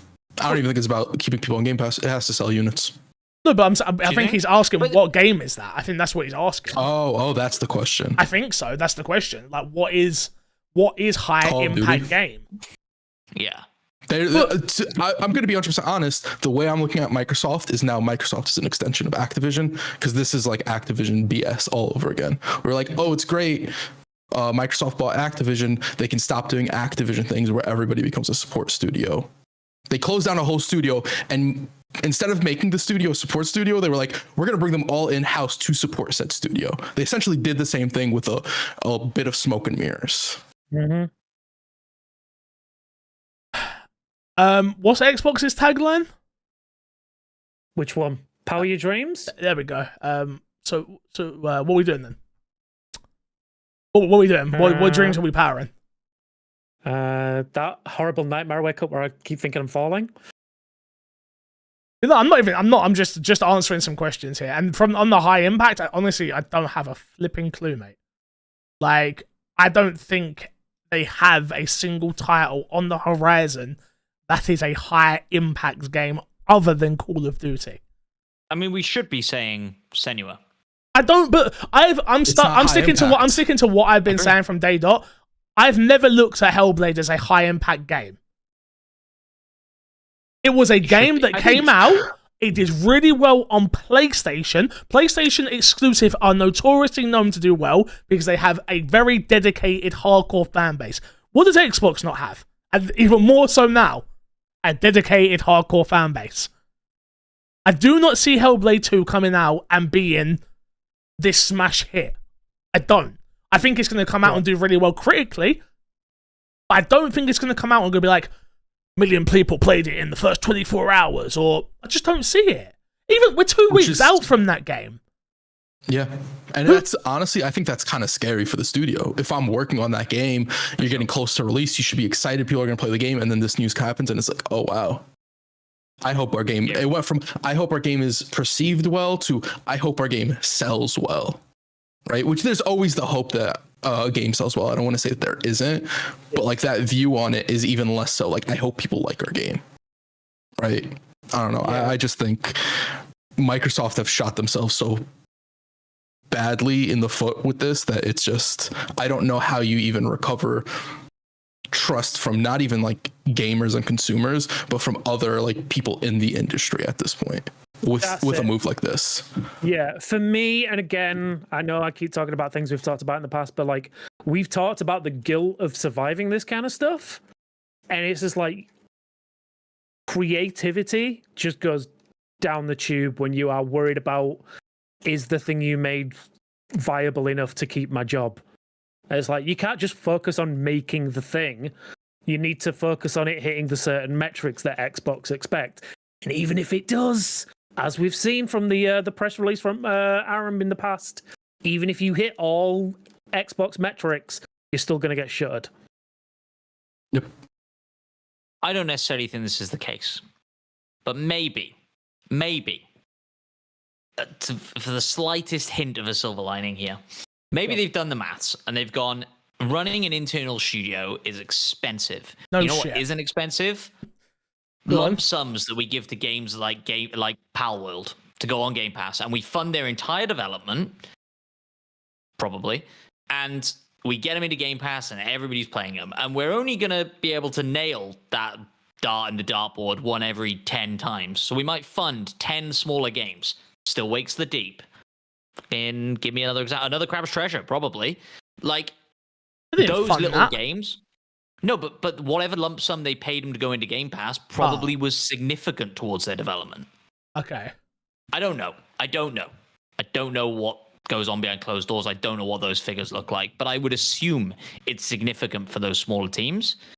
And so maybe they say, okay, all of this money we're saving by not having Tango and Arcane Austin, we can put into funding 20, 30, 40 games. I don't know.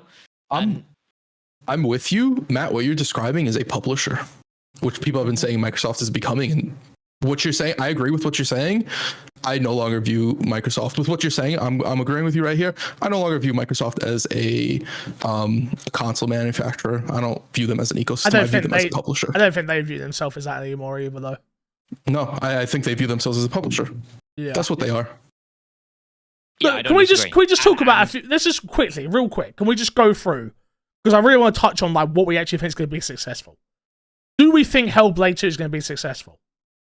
In the metric of what we now think Xbox wants? No. Okay. I don't even know what metric Xbox wants. Gears of War won't be successful. Whatever. Let me go. That's what I'm saying. Let me go. Well, just to stay there for a second, I do think Hellblade will be in the 8s. I think we get a Metacritic of 85-ish, maybe a little bit lower for Hellblade. And so again, like Hi-Fi Rush should be a success by every metric that we would consider. I think the industry is going to be talking about it a lot. I think it will die off because it's single player and that's just what happens. But I think people will be excited and enjoy that game. I think it will make an impact. But I don't think by Xbox's metrics now, from what we've seen, it will be successful in quotes. Okay. Next, Dungeons of Hinterberg. That's an exclusive. Nope. Okay. Is that first party though? No, I'm not talking just first party. I'm talking about what they're putting money into. Stalker 2. Yeah. No. No. That game's been delayed too much. Understandably why it was delayed, but I think that game missed its opportunity, unfortunately. Avowed. Maybe. No. What does success look like for that game? I think that's the problem. Like, what does success look like for any of these games going forward? I think that's the big takeaway. Is like, again, what is successful now? Because, as we keep saying, successful gets you fired. I think Avowed has the potential to plug the Bethesda "we need an Elder Scrolls" hole for a little bit, and can, in the same way that Starfield is, kind of releases DLCs and like keep the conversation going. Did Outer Worlds do that to the scale that Fallout does it for Outer Worlds? No. And I agree that I think Avowed's the same, right? Like, and I totally see where you're coming from. I don't think it'll reach that scale of Elder Scrolls, but will it get high enough, to the 60% of that then means that it's good for Xbox? My question is, does Xbox do that as a success? I don't think so. Yeah, I don't know either. Like it would be interesting to go like if Starfield was coming out in the same slot as Hellblade, right? If Starfield was 2 weeks out and this was happening now, would we be going, oh, I'm scared for the Starfield team? I don't know. Maybe. Yeah. I think the benefit of the Starfield team, it's the main Bethesda team. Yeah. Like, I think they're safe. The main Bethesda team, I think, is safe. Well, yeah, they're safe because they're going to work on Elder Scrolls. That's why. Yeah. I mean, I'll be honest, like, they're safe as long as Todd Howard's there. Like, they're not going to get rid of Todd, like, or let him go anywhere if they can help it. Yeah. Yeah, I mean, he leaves when he wants to leave. He leaves when he wants, yeah. No, I agree. But I'm looking at, like, first party wise right now, right? You've got Perfect Dark. Well, is that even happening? That's hard to judge because we don't know what that game is. I've never seen that game. That game's going to happen, but we haven't seen gameplay or like who that game is marketed towards or anything like that yet. Yeah. I'll say no just because we haven't seen enough of it. You got Project Mara still. Don't know what that is really. Yeah. Ninja Theories thing. Yeah. So I think is that the one that they're like? I think they're delving real more world deeply into. Thing, yeah. You got Outer Worlds 2. Yep. Fable. Well, like I said, odds on Fable being a live service game.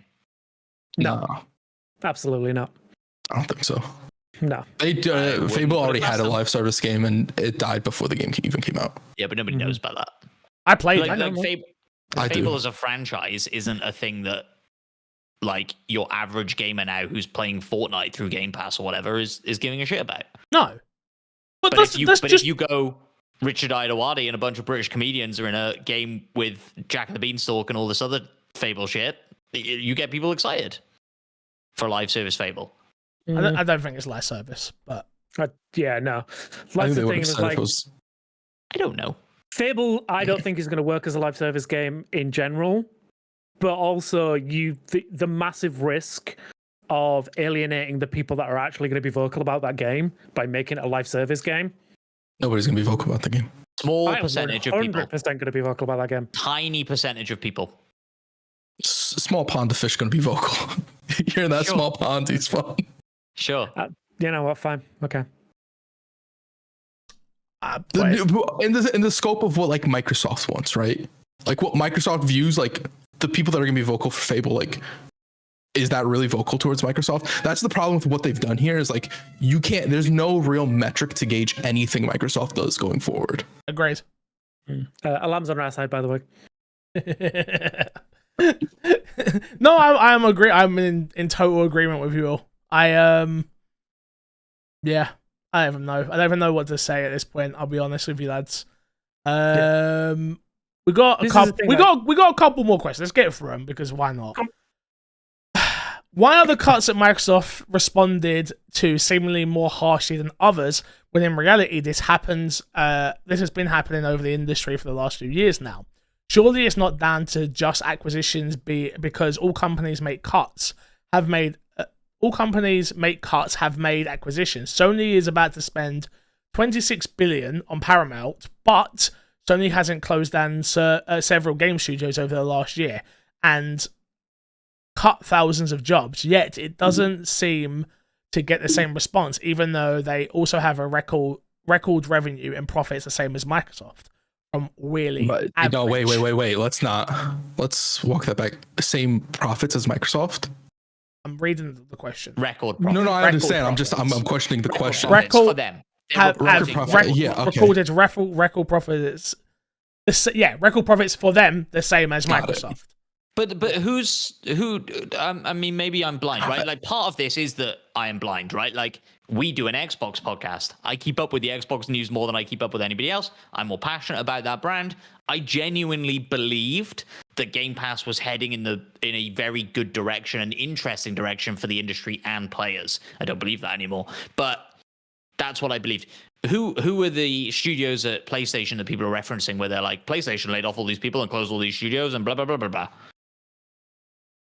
PlayStation has closed off studios. I don't think PlayStation's closed off a studio like Tango that just put out like a perceived banger. Yeah. That's kind of where I'm struggling with it. It's like, and then I understand that they, I guess, laid off people from Naughty Dog and shut down factions yeah, because that game was looking rough as far as we know. I mean, it's weird because I think if you'd even put out a rough game that was under the Last of Us banner, it probably would have banged. But you don't want to do that to brand. I get it. It's probably the right decision. Commend Sony for that, right? Yeah. I mean, we don't know what goes on behind those doors. It's hard to say they made the right call, right? Like, who knows? But the difference is Sony bought Paramount, and the game studio stuff happening is a different division, right? Microsoft bought a gaming division, Activision, and they're closing gaming studios. Yes. It's all happening under the same umbrella.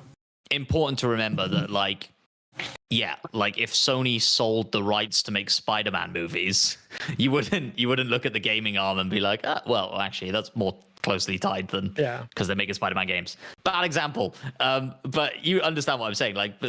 Stopping making TVs isn't a reflection on the gaming side of the business necessarily. It's not like Microsoft stopped selling Excel, so we need to make money back on. Yes, Xbox. exactly. There Good you go. Yeah, analogy. Nailed it. Absolutely nailed it. Yeah. There is a part of me that agrees here, in a way. I think that we won't talk about it fully because we'll talk about an extra at Sunday this week, right? But I did see the Helldivers news come out and think, if that was Xbox, this would be 10 times worse. Mm-hmm. But also, it was bad. It was bad. I agree. It worse. I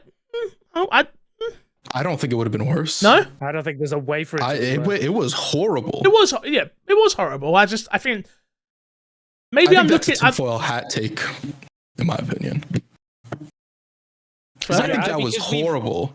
But we've talked about this kind of idea, or like if Game Pass went to PlayStation and you went and you booted up your PlayStation and then you went, I have to sign into my Xbox account to play Starfield on my PlayStation. It's a little bit different because there was a lot of like issues with regions and being able to create PSN accounts and sell stuff. But if you take that out, right, and you just make I think you would have had a similar, I understand not exactly the same, but similar uproar if it had worked perfectly, but now you have to log into PlayStation. Xbox, you would have had uproar about it. Sorry, I'm talking about Helldivers. Yeah. So if everything had worked and they hadn't locked anybody out of the game and everybody could sign up to a PlayStation Network account, and all of a sudden that mandatory screen popped up that made you sign into PlayStation, I think you would have had a similar uproar. And yet, we did talk about like if Starfield had got a PlayStation and made you log in and you'd done it through Game Pass and then had to log into your Xbox account, that kind of would have been a win for Xbox. Yeah. You already have to do it for Minecraft. Yeah. And Minecraft Dungeons. Yep. Mm-hmm. And so it is like Sony tripped over themselves more because it wasn't there initially and then they introduced it and then there were all these issues with regions. But like, it is interesting that I think like a lot of things do that. Ubisoft stuff does it all the time. Whether or not it's mandatory is different depending on games and about Ubisoft doing it. I think people like Gearbox, where it's like you'll get added benefits if you sign in, whatever. That makes the most sense. I'll let you into a little one for me. I can't play Topspin on 2K at the moment on my Xbox because when I go to log in, I have to log in with my 2K account, which is Pixar at gmail.com. No, .co.uk. Gmail doesn't have a .co.uk. So I can't change the email on it to get into the game. I can't boot the game. Lucky enough for me, I've got contacts at 2K. They end up sending me a PC code, but I couldn't play the game at all in any way, shape, or form. Nuts. And part of me just again likes the kind of perceived dishonesty. Whether or not they actually believe this, I don't. And I don't think the majority of gamers do, where they go, this is for security purposes. Bullshit. You want my fucking email. Yeah. And you want a spike in PSN subscriptions from PC players because fucking shitloads of people are playing this on your PC. Like, that's the stuff I don't love. I mean, are we if we're doubling down on the Helldivers talk, we're not. We're not. Okay, we're not.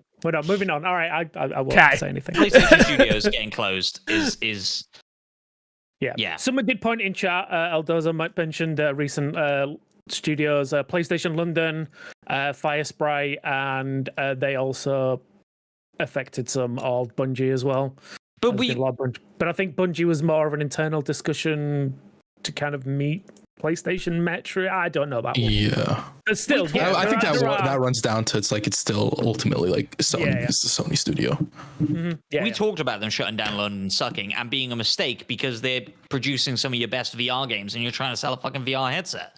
Yep. Yeah. So I feel like I don't know. Maybe we didn't express it enough, or maybe you didn't listen to the episode of Extra because none of you do. Tell them, Matt. Tell them. Tell them. No, I think it's a fair assessment. That was a ridiculous move. I think just a quick one. I want to touch on chat. Bungie was always independent. No, they No, they were owned weren't. by Activision for like 10 years. who Yep. said that? Microsoft owned them, Ban 'em. then Activision owned them, and then they were independent. And then Sony bought bought them. them. Yeah. Yeah. I know they didn't do what they wanted. They were bought for their expertise in multiplayers, but they were still expected to, return a profit. Yeah. Look, Also, ultimately, live service cash cow. Sorry, no, go on. What was it? I was just saying, Bungie a live service cash cow. Oh yeah, of course. Happy days. Look, We'll see. ultimately, Well, yeah. I feel like we've spoken about it enough. This is a bad day in Xbox history. It'll be one that goes down. Just like I remember TV. Just like I remember Kinect always on. Just like I remember that they bought Bethesda. This will go down in history as one of those days for me. I think this is one of Xbox's biggest mistakes. To not eat the cost of Tango. Whether or not their next game was shit, then they did this. I think this was a huge That'd be mistake. different. I think this is a huge mistake. And sets a very poor precedent for any game studio who wants to move forward. Any person who wants to get into the industry. Like, if your dream was That's to go a and work huge for problem. Xbox, surely that's not the dream anymore. Also, not an Xbox isolated problem, right? Like, we are absolutely losing the next Hideo Kojima, Todd Howard, however you want to, whatever. Because people are looking at the industry and going, why on earth would I get into video games right now? Even if it's my passion. I mean, there will also be people who are like, no, it's my passion. I'm absolutely getting into video games. But yeah, you'll lose incredible talent that would have come through, and incredible talent that already exists. There will be people at Tango, I'm sure, who leave the game industry after this. Yeah. And that sucks. And yeah, you're right. It's a dark day in Xbox history in what is an incredibly dark 18 months in the video game industry. And I'm sure it won't be the last horrible layoffs that we have to talk about.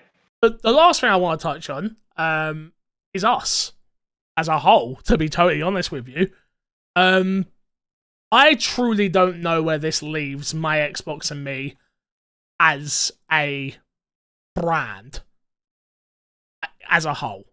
And that's why I put out the big conversation in the Discord and make sure you come watch it live. And that's why we're watching this live and doing this live for everyone over on Twitch and YouTube today.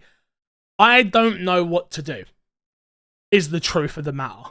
Me and the boys have spoken a little bit internally, and we will continue to have discussions. We actually recorded that discussion, and I think we're going to put it on the Discord. It's not, again, it's us talking very blasé. It's something we're thinking about doing as like a behind-the-scenes thing for Patreon supporters moving forward. So we'll test it out. It will be posted in the Discord.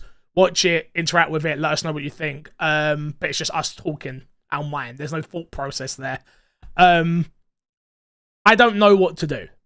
I don't think I want to cover Xbox anymore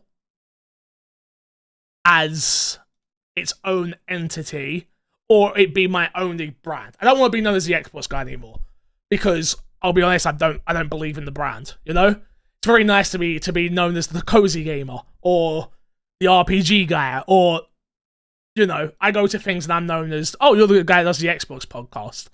And don't get me wrong, it's nice being noticed for anything. I don't know if I want to be known for that anymore, So ultimately, we want a discussion to happen in the Discord of what you think we should do. I know there is hundreds of people who listen to this podcast because we are a Xbox podcast. And I know that's how we got you in, and I know that's maybe what you come for. But I do think there needs to be a deep, meaningful conversation to be had across the board when it comes to this. And we don't have the answers right now, And you don't have the answers right now, but I do want a discussion to be had that we'll continue doing over the next month or so. But yeah, anything to add, boys? I think to make it clear that what we are not discussing is like shutting down and walking away, right? Absolutely. Like we fundraised last Oh week. no, week that's before, all being done. a bunch of stuff. We are doing that stuff. That is happening. We will make that content, the D&D show, the Taskmaster show, the Ranking Everything show, even hashtag Halo with the Boys stream, which you guys funded, which we are incredibly grateful for. And like your support was overwhelming. And we haven't had a chance to really talk about that on air, which is a shame that this has kind of come and cut the legs from under it. The support for that 12-hour stream was absolutely mind-blowing. I guess the question is for us is like, yeah, like, are you here because the content is Xbox content, or would you be open to the content being gaming content and much wider? And therefore we can spread, you know, the conversation wider. And then, you know, when Xbox stuff kicks off, we'll talk about Xbox stuff. It just won't necessarily be called My Xbox and Me. Which is a dumb name discussions anyway, we're if we're being totally honest. What a shit name. Like, you say that, we but lasted then Ryan it- McCaffrey comes out every now He and loves again. it. He's like, your guys' logo and name is fucking great. And then Yeah. it makes you go, well, maybe it is good. I don't know. Maybe Ryan knows best. He might. Maybe Ryan knows best. But yeah, I know, Exactly. again, just to reiterate, I think it is very much a case of we are 100% up in the air about what we want to do. We still want to bring you regular content that Absolutely. you guys love. But like Fixer said, is like, do we want that to just be Xbox anymore? Because right now, I don't know how long there is left of that. That's not just going to be negative news every week. Yeah. We want to bring you guys fun stuff. So, yeah. Let us know what you guys want from us, I think is the big takeaway here. Yeah, there's a and new if tab in the Discord for people that want to have that discussion. There is a new thread in the Discord. It is called, what did I just name it? What we should do in the future. The video will be posted there. And yeah, talks among yourself. We'll obviously be watching, discussing with you, and keeping an eye on what people think. And now is the best time. If you're someone who listens to this podcast every week and like, oh, maybe I should join the Discord. You probably should make a Discord and join the Discord. Like, now is the perfect time to do so. We want to hear from you. We want to know. Email in myxboxandmepodcast@gmail.com. Hit us up on Twitter @myxboxandme, at MCFixer, at CrestNetPlays, at MattPVideo, at PaulDspawn. What? I swear he does it intentionally. No, I don't. I'm just thinking. I have to think. Yeah, we want to hear from you. I hope you guys enjoyed the discussion today. Hour and 45. We hope you enjoyed it. And yeah, man. Unless anyone's got anything else to add, I'll end us there. I don't think so. I mean, we'll be talking about it more, right? Like, Of course. we'll be talking about all things gaming more. So, yeah, if you made it this far, you know you're a legend. Get in the Discord. Let us know what you think. We value your opinion. Until next time, we'll love you. Leave you. See you later. Say what you're going to Love say, you, Despawn. mate. Go on, say it. The secret word is Hi-Fi Rush. Oh, that's painful. Oh, That's fucking painful. Go play it.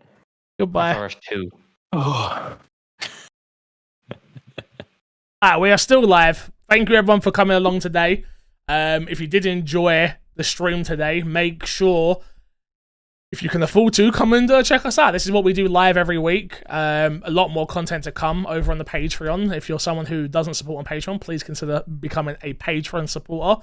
You get this live content and get to have those conversations live with us.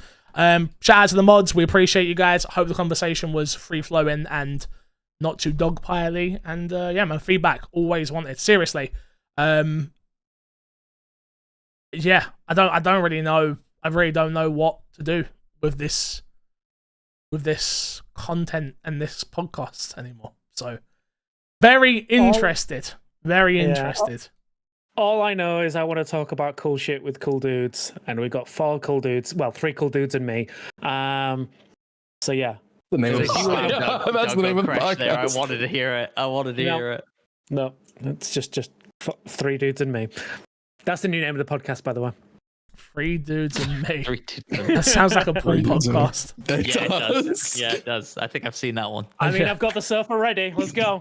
Casting couches right there. Jesus. Sit right there. I'm gonna ask you some questions. Yeah, you want to make sure you don't turn those lights behind you into like black lights, and that thing's gonna look like a Jackson fucking Pollock.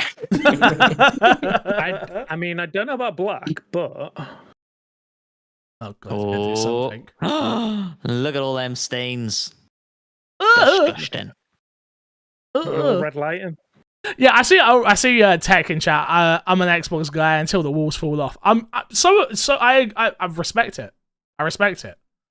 And I think probably a lot of us are still going to play on Xbox for the foreseeable future. But yeah, it's an interesting day, man. It's an interesting day. It really is. I will get the pre-show video up on Discord as soon as possible, so you guys can all see that. Obviously, let us know your thoughts and feelings. No decision has been made. I think we can all confirm that. I don't think. Yeah, it's not like a. This isn't like a fake. What do you guys want? We're still going to do it anyway. No. We genuinely want to know what you guys think on this one. But yeah, keep us up to date on what you guys think. Obviously, the big thing is, as Matt says, we are 100% committed to giving you all of the things you've already paid for. Absolutely. In your support. So none of that is changes. We will still be playing Halo. We're still making Fix play Halo. It's gonna happen. It's gonna have fun. Beans. Yeah. Maybe.